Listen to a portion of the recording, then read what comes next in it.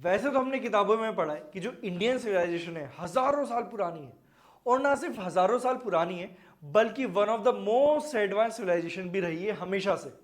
और हमारी सोसाइटी भी बड़ी ही प्रोग्रेसिव रही थी। लेकिन फिर क्यों हमें अभी देखने को मिलता है कि टाइम टू टाइम हम ऐसा देखते हैं हमारी सोसाइटी के अंदर कि स्पेसिफिक किसी सेक्शन को दबाया जा रहा है, ऑप्रेस किया जा रहा है, उनके राइट्स छीने जा रहे हैं, उन्हें सोसाइटी में एक बराबरी का हक नहीं दिया जा रहा है। तो क्या एक्चुअल में हमारी सोसाइटी, हमारी सिविलाइजेशन कभी इतनी एडवांस थी भी जो हम किताबों में पढ़ते हैं?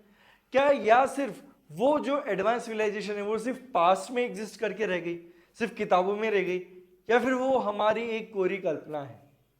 क्योंकि अभी जो सोसाइटी में चल रहा है ना, उसमें से तो देख के नहीं लगता कि हमारी सिविलाइजेशन कभी इतनी एडवांस भी रही थी। और इस तरीके से हम जो है हमारी सिविलाइजेशन का जो लेवल है, हमारी सोसाइटी का जो लेवल है, वो दिन ब दिन गिरता ही जा रहा है। और आखिर में ऐसा बोल क्यों रहा हूं? क्यों मैं इंडियन सोसाइटी को इतना ज्यादा पिछड़ा हुआ बोल रहा हूं? चलिए जानते हैं हमारे आज के इस वीडियो के अंदर। Welcome to Sarathi institute of law, आपका अपना लीगल चैनल। और इस वीडियो में आगे बढ़ने से पहले एक छोटी सी इंफॉर्मेशन मैं आपको देना चाहूंगा। अगर आप एक लॉ स्टूडेंट हो और आप चाहते हो कि आप अपने कॉम्पिटिटर से आगे रहो, आपको सारी चीजें टाइम टू टाइम मिलती रहे, आपको लेटेस्ट वैकेंसी का पता चलता रहे, लेटेस्ट जजमेंट्स का पता चलता रहे, इसी तरीके से लेटेस्ट लीगल पॉलिसीज के बारे में पता चलता रहे, तो आप ज्वाइन कर सकते हैं हमारा व्हाट्सएप ग्रुप, जिसके ऊपर हम ये सारी चीजों को शेयर करते हैं टाइम टू टाइम। इसके अलावा डेली यहाँ पर डिस्कशन भी कंडक्ट किया जाता है, जिसके थ्रू आपको पता चल सके कि बाकी जो एस्पिरेंट्स है वो किस लेवल पर रह के तैयारी कर रहे हैं, और इससे मिलेगा आपको मोटिवेशन। एक्चुअल में आप वो मेहनत कर पाओगे, एक्चुअल में आप वो पढ़ पाओगे जिसकी आपको जरूरत है। इसके अलावा अगर आप चाहते हैं कि आपको डिफिकल्ट से डिफिकल्ट सब्जेक्ट इजी वे में समझाया जाए, विद लेटेस्ट जजमेंट समझाया जाए, एग्जाम्पल्स के थ्रू समझाया जाए, प्रैक्टिकल इंप्लीकेशन के थ्रू समझाया जाए, तो आप सब्सक्राइब कर सकते हैं हमारा YouTube channel Sarathi institute of law classroom, जिसके अंदर हमारी कोशिश यही है कि आपको बड़े ही सिंपल तरीके से, बड़े ही आसान तरीके से ये डिफिकल्ट से डिफिकल्ट कंसेप्ट्स को समझाया जा सके। तो अगर आप इन सारी फैसिलिटीज का बेनिफिट उठाना चाहते हैं, और मैं आपको ये भी बता दूं ये सारी फैसिलिटीज है फ्री ऑफ कॉस्ट, किसी भी तरह का कोई चार्ज आपसे नहीं लिया जाएगा, तो आप ज्वाइन कर सकते हैं हमारा व्हाट्सएप ग्रुप एंड हमारा यूट्यूब चैनल, और इसका बेनिफिट जरूर आपको मिलेगा। तो चलिए इसी के साथ फाइनली स्टार्ट करते हैं हमारा आज का वीडियो। देखिए जो ये न्यूज है ना, ये एक्चुअल में रिलेटेड है, रिसेंटली पार्लियामेंट में एक transgender person protection of rights amendment bill 2026 introduce किया गया, और ना सिर्फ इंट्रोड्यूस किया गया बल्कि पास भी कर दिया गया। अब ये जब बिल पास किया गया ना, तो यहाँ पे बहुत बड़ा बवाल मच चुका है इस बिल को लेकर, क्योंकि अब ये एक्ट बन चुका है तो हम इसको एक्ट ही बोलेंगे। एक्चुअली में हुआ क्या कि जब ये बिल इंट्रोड्यूस किया गया था पार्लियामेंट के अंदर, तब भी अपोजिशन ने बोला था कि भैया आप इसको एक बार सेलेक्ट कमेटी के पास भेजिए, वहां से रिपोर्ट लाइए, और उस रिपोर्ट के आने के बाद हम इस बिल को डिस्कस करेंगे, और उसके बाद हम इस बिल को पास करेंगे।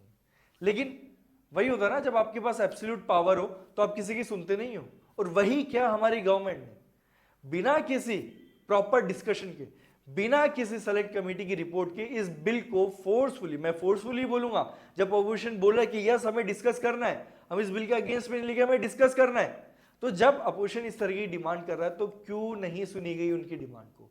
क्यों यहां पर बिना सेलेक्ट कमेटी की रिपोर्ट के इस बिल को पास कर दिया गया? इसीलिए मैं इस बिल को क्या बोल रहा हूं कि फोर्सफुली पास किया गया। अब ये बिल पास हो गया दोनों हाउसेस से, क्यों? क्योंकि यहाँ पे जो हमारी यूनियन गवर्नमेंट है, जो बीजेपी गवर्नमेंट है, उनकी एब्सोल्यूट मेजोरिटी है। अब यहां पर जब ये बिल पास हुआ ना, तो बिल पास होते ही हड़कंप मच गया, जो ट्रांसजेंडर कम्युनिटी है उनके अंदर हड़कंप मच गया कि ये क्या हो गया, ये बिल क्यों पास हो गया। और इस बिल के पास होने के बाद फिर स्टार्ट हो जाती प्रोटेस्ट, और जब ये प्रोटेस्ट हुई तो यहां पर सबसे मेन रीजन जो ये था वो ये था, एक मेडिकल बोर्ड का इंट्रोडक्शन। और मेडिकल बोर्ड का इंट्रोडक्शन करके बोला जा रहा है कि भाई अब आपको अगर कोई भी इंडिविजुअल है जो अपने आप को ट्रांसजेंडर बोलना चाह रहा है, तो उसको इस मेडिकल बोर्ड का सर्टिफिकेट लेना पड़ेगा, अदरवाइज आप अपने आप को ट्रांसजेंडर कम्युनिटी के अंदर फॉल नहीं करवा सकते। यानी कि अब आपकी जो सेक्सुअल आइडेंटिटी है वो आप डिसाइड नहीं करोगे, वो डिसाइड करेगा ये मेडिकल बोर्ड। और उससे भी बड़ा इशू ये है कि एक्चुअल में जो ये सारी इशू क्रिएट हो रहे हैं इस बिल के थ्रू, इस एक्ट के थ्रू, वो डायरेक्टली जो NALSA versus union of India judgement है उसके अगेंस्ट में। ये वो जजमेंट है जिसके थ्रू फाइनली ट्रांसजेंडर कम्युनिटी के लोगों को राइट्स दिए गए थे, उनको रिकॉग्नाइज किया गया था लीगली। और अब ये जो एक्ट लाया गया ना, उसके थ्रू इसी जजमेंट को कहीं ना कहीं रिस्ट्रिक्ट करने की कोशिश की जा रही है। इसलिए मैंने बोला हमारी सोसाइटी आगे नहीं जा रही है बल्कि पीछे जा रही है। और अगर कोई सोसाइटी के अंदर रिफॉर्म करना चाहता है तो हमारे पॉलिटिशियंस या सोसाइटी का कोई एक तबका उस प्रोग्रेस को दबाने की कोशिश करता है, उसको खत्म करने की कोशिश करता है, और यही किया गया है इस बिल के थ्रू। अब देखिए ये जो जजमेंट था वो था क्या। ये जजमेंट जब आया था तो यहाँ पर ट्रांसजेंडर कम्युनिटी को यहाँ पर रिकॉग्नाइज किया गया, उनको राइट दिए गए, और सबसे इंपॉर्टेंट राइट जो दिया गया था वो था सेल्फ आइडेंटिफिकेशन का। यानी कि अगर मैं हूं और मैं अपनी आइडेंटिटी को खुद से डिसाइड करता हूं तो उसको वैलिड माना जाएगा। इवन तो वहां पर भी प्रोविजन था कि आपको डिस्ट्रिक्ट मजिस्ट्रेट से परमिशन लेनी पड़ेगी, एक सर्टिफिकेट लेना पड़ेगा, बट साथ में सेल्फ आइडेंटिफिकेशन का भी पूरा प्रोसीजर था, अलाउड था। तो इसके थ्रू आपने ट्रांसजेंडर कम्युनिटी के लोगों को राइट दिए थे उनके, और आपने यहां पे बड़ा ही एक अच्छा जजमेंट यहां पर दिया था। लेकिन अब क्या हुआ, यहां पर जब ये बिल इंट्रोड्यूस किया गया तो सबसे पहले तो जो ट्रांसजेंडर पर्सन की जो डेफिनेशन है उसको चेंज कर दिया गया। उसके बाद आइडेंटिटी सर्टिफिकेट इशू करने की जो प्रोसेस है उसको इंट्रोड्यूस किया गया, और कुछ चेंजेस ऑलरेडी इस प्रोसेस के अंदर चेंजेस किए गए। कुछ नए ऑफेंसेस और पेनल्टीज को इंट्रोड्यूस किया गया, और साथ में कंपोजिशन नेशनल काउंसिल को भी इंट्रोड्यूस किया गया। तो इस तरीके से ये सारे चेंजेस इसके अंदर चेंज किए गए। हालांकि यहां पर उन्होंने जब ये बिल इंट्रोड्यूस किया तो उसका ऑब्जेक्टिव का मेंशन किया, ये देखिए उन्होंने बोला the government rational that it claims that the current statutory definition of transgender person is vague and imprecise, thereby making it difficult to identify genuine oppressed persons who are meant to receive targeted welfare and protective measures। तो देखो objective सुनने में तो बहुत बढ़िया लग रहा है कि हाँ एक्चुअल में जिसको बेनिफिट मिलना चाहिए उसी को मिलना चाहिए, कोई अननेसेसरी इन चीजों का बेनिफिट क्यों ले। तो ऑब्जेक्टिव सुनने में बहुत अच्छा लग रहा है, लेकिन बोलते ना हाथी के दांत दिखाने की और खाने की और कुछ और। तो ऑब्जेक्टिव तो इतना बढ़िया बना दिया, लेकिन एक्चुअल में यहाँ पे ट्रांसजेंडर लोगों की राइट्स को ही छीन लिया गया। अब क्या कैसे छीना गया चलिए वो जानते हैं। यहां पर जो एक्ट इंट्रोड्यूस, जो बिल इंट्रोड्यूस किया था वहां पर ये भी बोला गया कि जब आप यहाँ पे हम जो एक्ट इंट्रोड्यूस कर रहे हैं उसके थ्रू हम क्या करने वाले हैं कि जो सेल्फ परसीव्ड सेक्स और सेक्स जेंडर आइडेंटिटी, जो जेंडर फ्लूइडिटीज है ना, उनको हम यहां पर इंक्लूड करने की कोशिश कर रहे हैं, है ना। तो इस तरीके से इस बिल को जब इंट्रोड्यूस किया गया पूरी कोशिश की गई कि जो ये बिल को एक बार को देखेगा उसको इंप्रेशन बहुत अच्छा लगेगा कि हाँ यार ये बिल बहुत अच्छा है, इसमें बहुत अच्छी चीजें की जा रही है। लेकिन एक्चुअल में क्या ऐसा ही किया गया या फिर यहाँ पे कुछ और किया जा रहा है, चलिए जानते हैं। सबसे पहले देखते हैं 2019 का जो एक्ट है उसके अंदर ट्रांसजेंडर पर्सन की डेफिनेशन क्या थी। देखो यहाँ पर सेक्शन 2K के अंदर ट्रांसजेंडर पर्सन को यहाँ पर क्या किया गया था, डिफाइन किया गया था। It means a person whose gender does not match with the gender assigned to that person at birth and includes trans men, trans women, whether or not such person has undergone sex reassignment surgery or hormone therapy or laser therapy or such other therapies, person with intersex variation, gender queer, and person having such socio-cultural identity such as Skinner, Hijra, Avani and Jogta। तो इन सारे लोगों को include किया गया था transgender person में, जो बहुत ही अच्छी डेफिनेशन थी। ट्राई किया गया था कि जितने भी लोग इस कम्युनिटी को बिलोंग करते हैं उनको किसी ना किसी तरीके से इस डेफिनेशन के अंदर इंक्लूड किया जाए। लेकिन अब जब यहां पर एक नई डेफिनेशन इंट्रोड्यूस की गई तो उसके अंदर क्या चेंजेस किए गए। With the addition of the new category the identity of transgender persons have been narrowed to only 2 categories, first is either socio cultural biological congenital और वन इम्पोज्ड फोर्सिबली।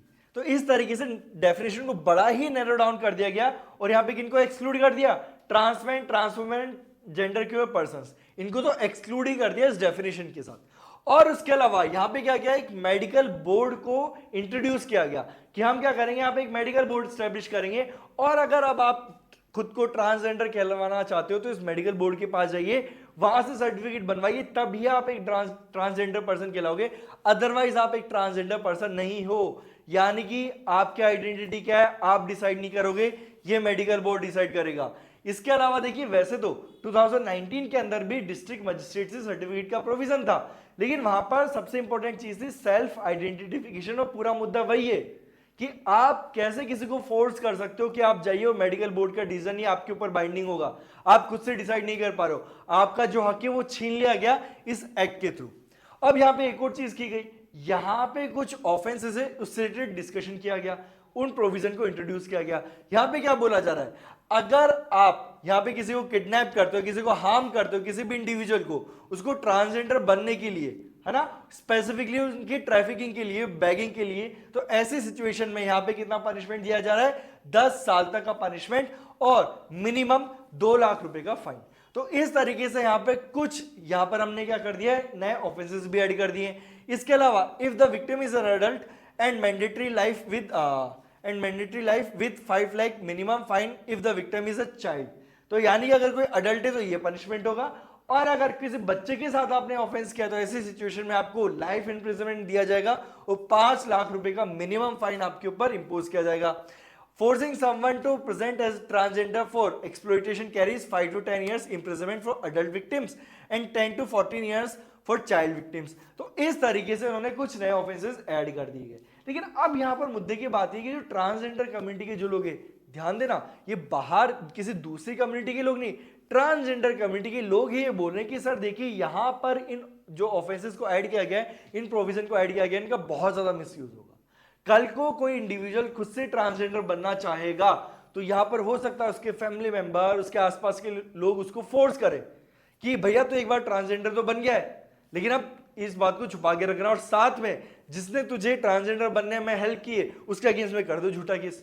तो और ये कोई हाइपोथेटिकल सिचुएशन नहीं बोल रहा हूं, ऑलरेडी हमारी कंट्री में बहुत से ऐसे लॉ एग्जिस्ट करते हैं जिनका इस तरीके से मिसयूज किया जाता है। सबसे ज्यादा तो आपका 498 है, उसके अलावा आपकी जो रेप से रिलेटेड जो प्रोविजन है उनका, कि किस तरीके से जब भी कोई एक कपल भाग जाता है, फिर एक कपल होता है जो शादी करना चाहता है, वहां पे लड़की के घर वाले लड़की को फोर्स करके किस तरीके से लड़के के अगेंस्ट में फॉल्स एलिगेशन लगा देते हैं। तो कुछ इस तरीके के डर यहाँ पर ट्रांसजेंडर कम्युनिटी में भी है कि कल को कोई अगर ट्रांसजेंडर कम्युनिटी में इन्वॉल्व होना चाहेगा तो यहां पे आप उसे कन्वर्ट कैसे करोगे, क्योंकि ये डर बना रहेगा ना, हमेशा ये डर बना रहेगा कि कल को उसके फैमिली वालों ने उसे फोर्स किया तो कहीं जिसने उसकी हेल्प की है उसी के अगेंस्ट में लीगल प्रोसीडिंग स्टार्ट ना कर दी जाए।